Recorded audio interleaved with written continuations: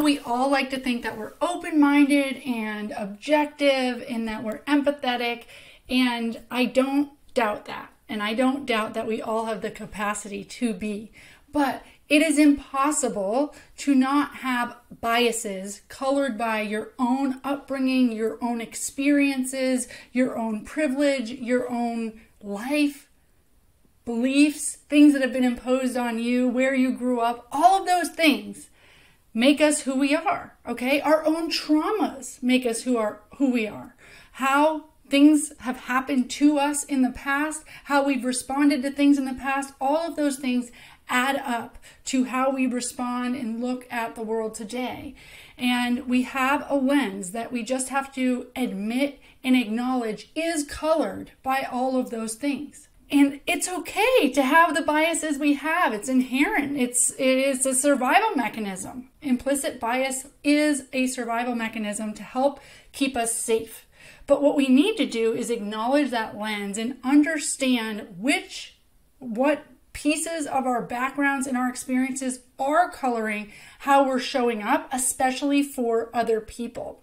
So when we step out into social work or any type of like mentorship or social cause, or we're going to step into being a volunteer for our organization, running an organization, we are stepping into a whole bunch of people that have different experiences, right? People from all different walks of life, people that do things differently and have different motivations for the things they do.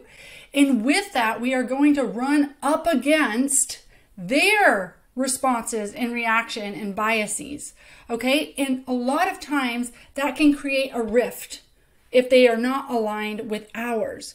And the key is staying open-minded, staying objective, and seeing what you're bringing to the table, your dynamics, your backgrounds, your experiences, and understanding that their experiences and their beliefs and their background is just as prevalent in there for them as yours is for you. And this is such an important skill that you can build. This is something that you can build, being open-minded, being objective. Like you can spend time being the person that is constantly aware of people's backgrounds, people's experiences, people's lenses, and most importantly, your own lens and what you bring to interaction. And the more you can stay objective and open-minded, the more you can actually be of service to the other person instead of service to yourself.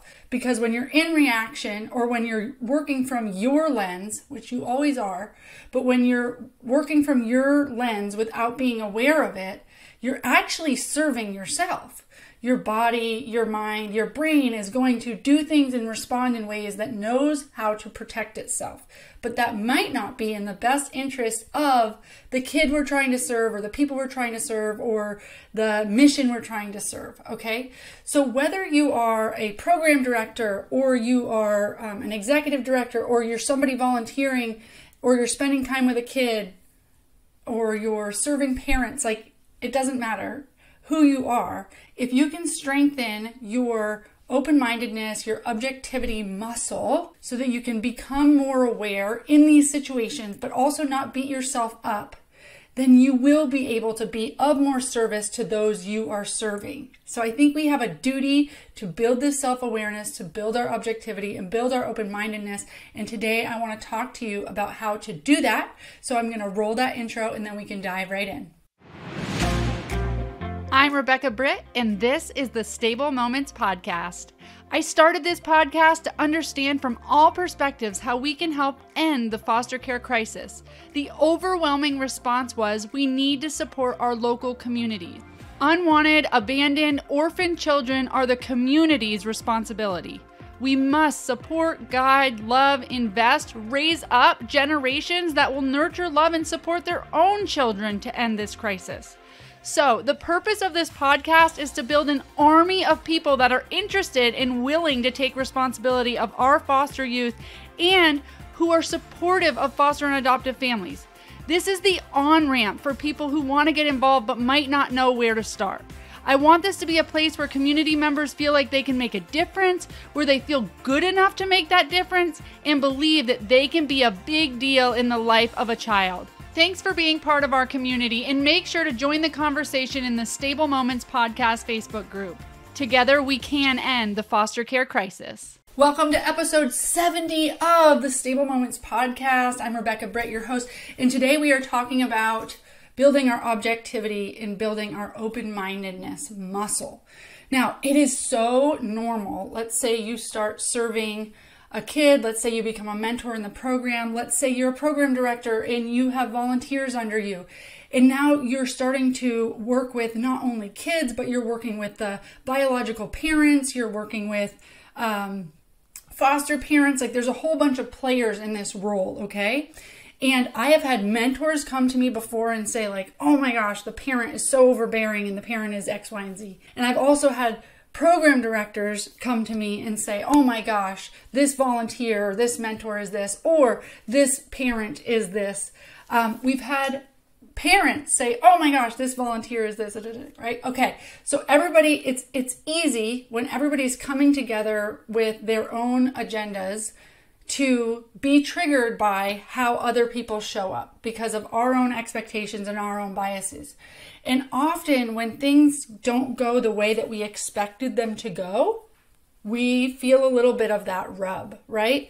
So we show up as a new mentor and we're ready to like hang out with a kid. We expect it to be good. We expect parents to appreciate us, like all of these things, right? Like, and if it doesn't go that way, if the kid doesn't want to hang out with us, if the parent comes in and they're super overbearing or they expect more from you or whatever it is, if a volunteer comes and you're a program director and you're baffled by the fact that they don't take this seriously because they're showing up late or whatever, then you start feeling like defensive and you want to judge, right? We want to judge.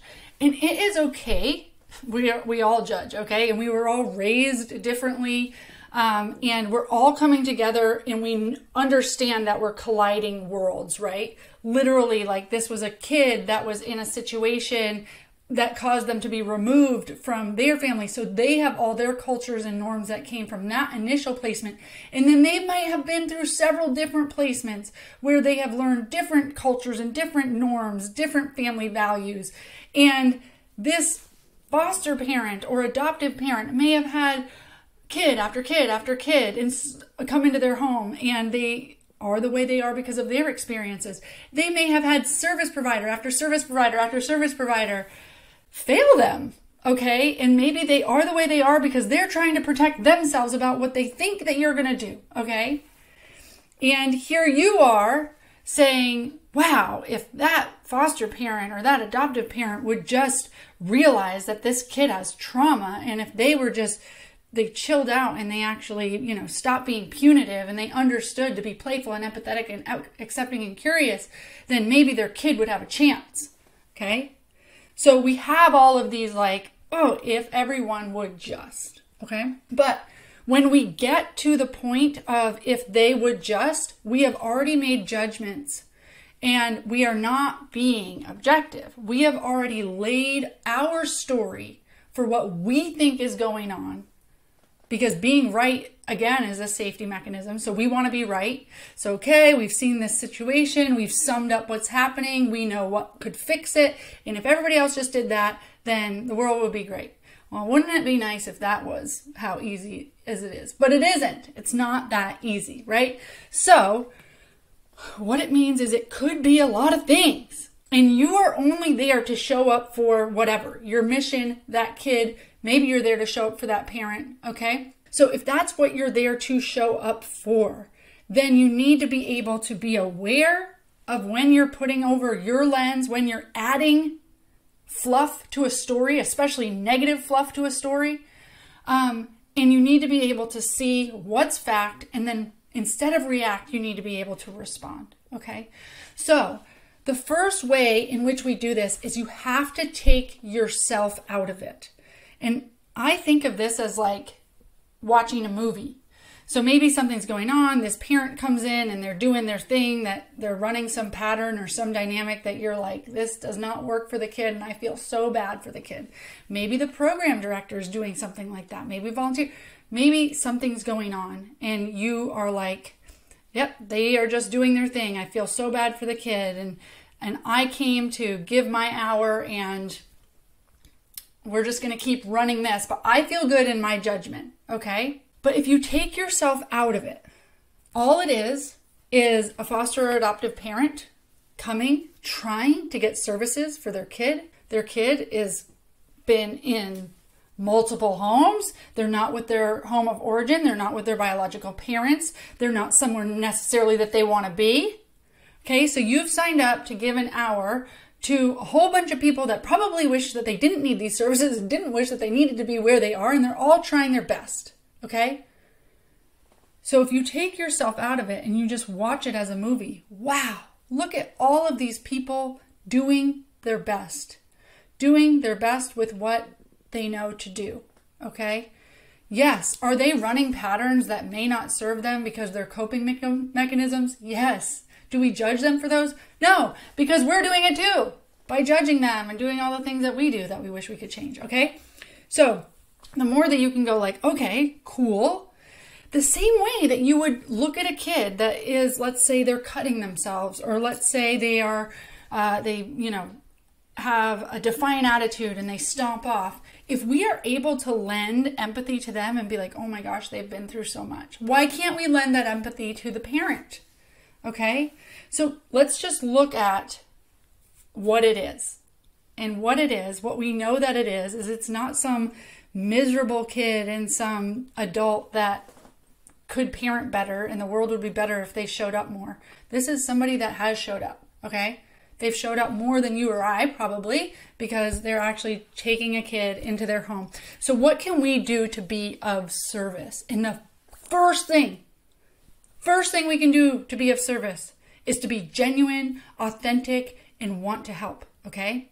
Before we put on a fake smile and we bake them a pie and say, so glad you're a foster parent, or whatever, we can be like, whew, this is tough. I've got this hour for you, okay? I get it. I know you were late. And maybe they come, a lot of times we get parents that are reporting negative behavior of the kid, and it doesn't set the session up for a good session, because then the kid just thinks that, oh, Stable Moments is a place where my parents report that I'm a bad kid, and then we get to work on that. So what I've done with those parents is, as the program director, I'll take the parent off to the side and listen. Oh my gosh, it sounds like it's been a horrible week. Tell me more about it. What's been going on? So the mentor can go off and go with the kid, and we don't do this whole time of like downloading all the negative things. And then hopefully while we work with that parent, we're just genuinely there for them and just genuinely listening.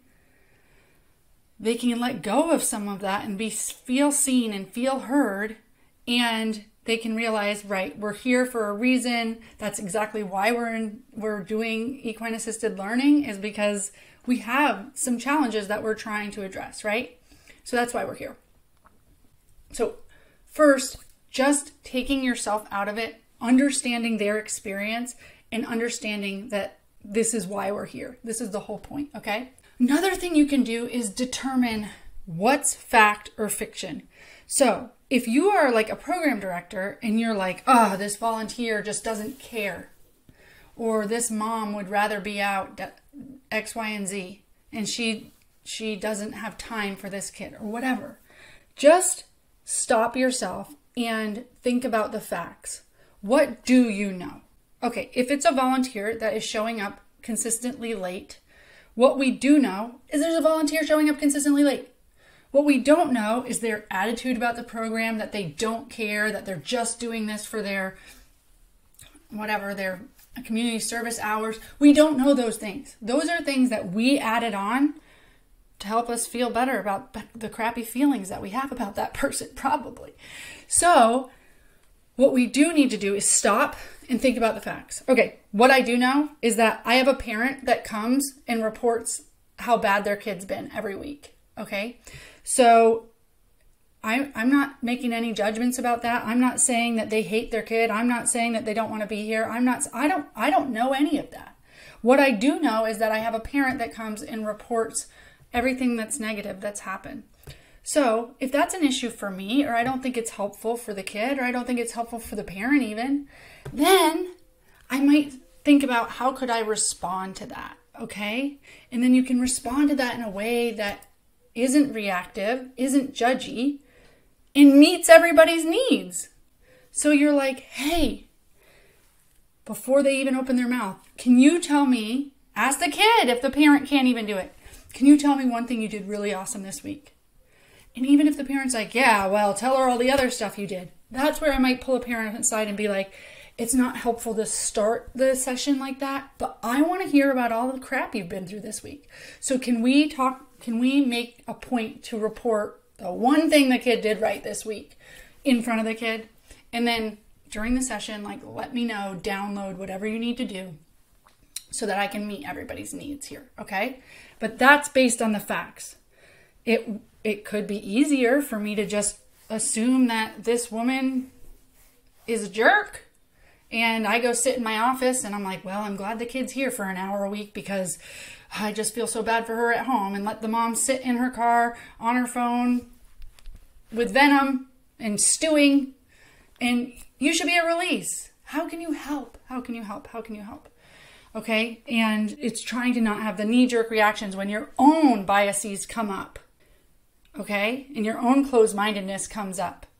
And you'll know it comes up because of your feelings. You'll be like, oh, I don't like this woman. Oh, I don't like this volunteer. I want them gone. My life would be easier if they were gone. Well, guess what? Like, you're not going to be able to do that. You can't just cut people out. And this whole thing is about healthy relationships. This whole thing that we're doing here. So if you can't model a healthy relationships with your volunteers, with your staff, with the parents that come, then how are we going to teach kids that they should have healthy relationships? So we're going to model, and we're going to go, you know what, I'm going to try to understand your experience, and I'm going to be here. And at this program, this is how things work, but how can we get everybody's needs met? Okay? If you have the volunteer that's showing up late and you think that they just don't care, whatever, and you've already judged them, they already know that you judge them, and they probably feel bad when they're showing up late every time, and they don't think you're going to believe them because your judgy energy just comes off anyway. Like, people know what you think about them. Okay? So what you can do, though, is understand what's fact or fiction. So what I know is that you're having a hard time showing up on time. What I also know is that the kids in this program deserve somebody to show up ahead of time. It literally shows them that they matter if they are valuable enough for you to be here on time. How can I support you in being here on time? Because it's not going to work for this program. We can't do more trauma. So I can't have you showing up late. Oh my gosh, Rebecca, I get that. And then they have this conversation with you. And maybe you either help them troubleshoot it. Maybe you find that this isn't the right opportunity for them, which, boy, I hope that you went through all this in the training. But you figure something out, okay? You don't sit in this judgmental space. Hey, I'm not here to judge you. I'm not here to get sucked into the drama. I am here to offer non-judgment, open-mindedness, objectivity. And then from that place, how can we get your needs met? I don't exist in this. Like, my only role in this is to be as strong and stable as a fence post and not now let my emotions get wrapped up and hooked into all of these messy dynamics that other people are running. And I will give you this. And trust me, like, it happens to me. Don't worry if it happens to you. But when you get those feelings and you start getting spirally, I know this has happened to you before. You've woken up, you were in a good mood, something happens, somebody does something, somebody makes a phone call, and now you're spiraling. And very often that can just be they are running their dynamics, their childhood trauma, their programming, what works for them. And we have said, okay, we'll do this dance with you. And now I'm mad at you and did it, and maybe they're proving that they're not worth something, or maybe they're being manipulative and you're leeching into it. It gets really messy. It only gets messy for you if you show up to be the 50% of that dynamic. People will run their childhood trauma. They will run their coping mechanisms. They will run what works for them, even if it doesn't serve them. It's a survival mechanism that works for them. So whether it's being manipulative or, having risky behaviors or spiraling out of control or getting judgmental or whatever the things are that has worked for them to make them feel better, if they can run that and it leaches onto you and then you get spirally, then that's two people's coping mechanisms just doing a little dance.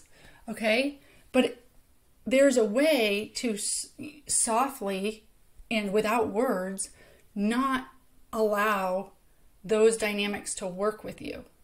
Okay? So if you show up without your childhood trauma, or at least aware of it, and so when something triggers you, you can go, oh, I'm going to work with this later. How can I show up more objective? I'm bringing my own stuff to this. If she's letting me spiral, that means that we are dancing in a way that isn't serving us. Okay? If she's triggering me or getting me judgmental, there is something that I need to work on here. But all of these things should be able to go on and not hook into you. And if they do hook into you, it's something you need to work on. If they do hook into you and you have been doing this dance for the last however long you've been on this earth, or the last 3 months with this particular volunteer, or the last 3 months with this particular staff member or board member or whatever, just know that you are 50% responsible for that relationship. You are 50% responsible for the crappy thing that you want to go away. So if you're like, she comes in here and she storms in and she's just rude about her kid, if a program director tells me the same dynamic has happened for the last 6 weeks, I am like, where was your role in this? Like, you're perpetuating this behavior. Or a volunteer, okay?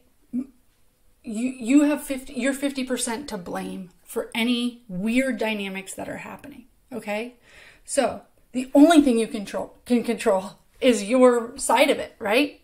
It doesn't mean that you're going to step away and like, I'm better than you and I've healed my stuff and I'm objective now, so like go run your stuff somewhere else. No, all it is like, oh my gosh, I have stuff. I just realized it. And like, I totally have stuff here, so I'm going to go try to work on that. And you have stuff, and we all have stuff. Your stuff and my stuff are like toxic together. They're hooking in, and it's probably because we have some similar childhood traumas or coping mechanisms that are wanting to validate each other, and this is why we get toxic relationships. Okay? This is why we get those weird relationships that are codependent, because something about the childhood trauma, like we need, right? To feed off each other, to validate that I'm worthy of something, and to whatever, perpetuate those dynamics we have. So once you're realizing like, okay, I'm about to focus on me, I'm going to own my own stuff. And then the stuff that's not working for this other relationship that you're managing, try to take yourself out of it. Try to understand, what are the facts? What do you know? Okay? This is a person that's just trying to show up, that's just trying to give. They have good intentions. They are doing the best with what they have, with what they know, with what they've been through, with what they've experienced. What they are doing, they think is right. Just like what you're doing, you think is right. Okay? And then try to understand what their needs are. What are they asking for? Are they asking to be seen? Are they asking to be heard? Are they asking to be validated? Are they asking to be genuinely loved? Are they asking for somebody to not judge them? Maybe they're so nervous that somebody's going to judge them that they just put all their crappy behavior and their crappiness out there. That's one thing I used to do as a little rough teen in early 20s. I would be loud and boisterous, and I'd give you all of me. All the negative parts of me, and if you could hang with her, then I might let you in a little bit deeper. Okay? And for a lot of people, that was like, ooh, Rebecca is intimidating and loud and boisterous and rude and has a chip on her shoulder. And I did. But maybe all that is just to see is like, can you hang and are you really going to love me? And we know that, right? From the kids that we serve, that they are trying to prove that you're going to say you're not worthy. You're too this, you're too inappropriate, you're too loud, you're too overbearing. And then if you have that energy towards a parent, maybe they're just trying to prove you're going to be another social worker that doesn't show up. And then when you have the energy of like, gosh, you're not what these kids need, and gosh, you're this, you're that, then it proves to them that they're like, there's another social worker that sucks. Okay? And so everybody gets to live in their rightness, but it doesn't really solve anything, you know? So show up for yourself privately. go and deal with all the things that like trigger you and be like, I dig into that dynamic, or this is how I'm showing up to this relationship. I wonder more about that. I wonder what I need and how can I give myself what I need so that I can show up more for people that are trying to get their needs met. And there is a way to meet needs without enabling those behaviors, without giving them exactly what they're looking for, meaning not saying like, oh, you're just not a good volunteer and we're going to have to let you go. But maybe the need is saying like, you are valuable, you're a valuable contribution here, and we really miss you when you're not here. How can we help you get here? And then they're like, oh my gosh, like I'm used to just getting fired and proving to myself that nobody thinks I'm valuable, and maybe this is really a place I belong. Okay? So take yourself out of it, determine what's fact, what's fiction, and then based on the facts, if you need to take some time, but based on the facts, respond and don't react. I hope that was helpful in building your objectivity muscle, building your open-mindedness. Thank you so much for showing up for kids in foster care, kids who have been adopted, kids with early developmental trauma, foster parents, adoptive parents, volunteers, the people in your world. Thank you so much for doing your part to end the foster care crisis.